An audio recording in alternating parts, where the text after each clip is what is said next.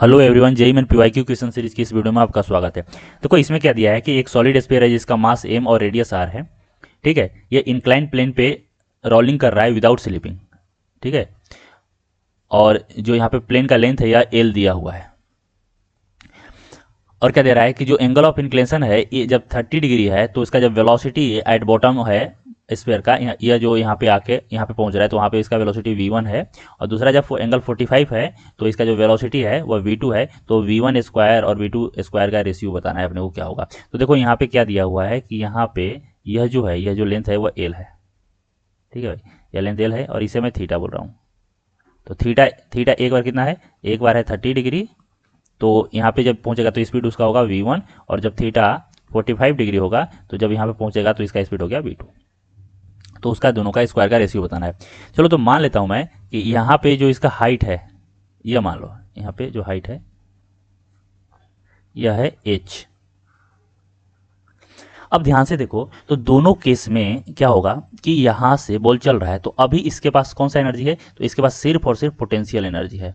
और यही potential energy जब देखो यहां से चलना स्टार्ट करेगा ऐसे, तो यहाँ पे जब पहुंचेगा तो वह पोटेंशियल एनर्जी कन्वर्ट हो जाएगा पूरी तरह से काइनेटिक एनर्जी में। ठीक है, और यहाँ पे प्योर रोलिंग हो रहा है तो यहाँ पे कोई भी एनर्जी का लॉस भी नहीं होगा क्योंकि वर्क डन बाई फ्रिक्शन क्या होगा, यहाँ पे जीरो होगा। ठीक है, तो सिंपली हम लोग क्या करेंगे, एनर्जी कंजर्वेशन कर देंगे। तो यहाँ पे टोटल एनर्जी कितना है, अगर मैं इसे 1 बोल रहा हूँ और इस पोजीशन को मैं 2 बोल रहा हूँ, तो देखो total energy at point one यह क्या है, तो यह बोल सकते हैं कि यहाँ पे सिर्फ और सिर्फ पोटेंशियल एनर्जी है। और पोटेंशियल एनर्जी क्या होगा, अगर मैं इस लाइन को रेफरेंस ले रहा हूँ, रेफरेंस लाइन ले रहा हूँ जैसे, ठीक है, तो यहाँ पे क्या हो जाएगा, mgh होगा, mgh। और एच को मैं कितना लिख सकता हूँ, देखो यह एल है ना, तो यह हो जाएगा एल कॉस थीटा और यह हो गया एल साइन थीटा। तो इसे मैं लिख सकता हूँ m g l sine theta. ठीक है, अब यहाँ पे देखो, यहाँ पे अगर मैं काइनेटिक एनर्जी लिखना चाहूँ तो कैसे लिखूंगा, तो total energy at point two भाई ये क्या हो जाएगा, ये इस सारा का सारा एनर्जी कहाँ पे है, किस फॉर्म में है, तो काइनेटिक एनर्जी। तो काइनेटिक एनर्जी अब यहाँ से ध्यान से देखो तो ये प्योर रोलिंग कर रहा है। ठीक है, जब प्योर रोलिंग कर रहा है तो इसके पास लिनियर वेलोसिटी भी है। अभी देखो ये इधर से इधर आ रहा था ना, तो समझो यहाँ से कि ये आगे भी जाने वाला है। तो यहाँ पे अगर मैं बना दूं कि यह इधर है, ठीक है, तो यहाँ से ऐसे आता हुआ आएगा, तो यहाँ पे अगर वेलोसिटी इसका इधर हो जाएगा, इसको मान लो इधर मान लेते हैं या यहाँ पे मान लेते हैं, तो वेलोसिटी इधर होगा और ऐसे ओमेगा से होगा। तो इसका जो एनर्जी होगा वो कितना होगा, तो half m v square plus half I omega square.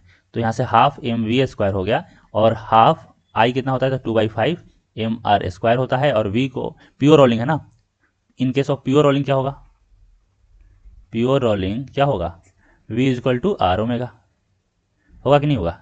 ठीक है, तो यहाँ पे हम लोग क्या लिखेंगे, ओमेगा को v square by r square. तो ये और ये गया, यहाँ से आ गया कितना, 1/5 आ गया। सो यहाँ से आ गया 7/10 एम वी स्क्वायर।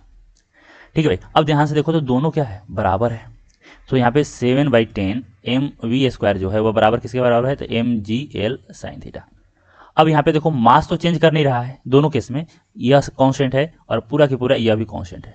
तो यहाँ से बोल सकते हैं कि चूंकि यह सभी टर्म कांस्टेंट है तो यहाँ पे क्या बच रहा है अपने पास कि v square directly proportional to sine theta हो गया। तो यहाँ से हम लोग क्या बोल सकते हैं, जब 1 होगा तो v1 square by v2 square is equal to sine theta 1 by sine theta 2। अब साइन थीटा 1 कितना है, तो साइन है 30 डिग्री और यहाँ पे है साइन 45 डिग्री।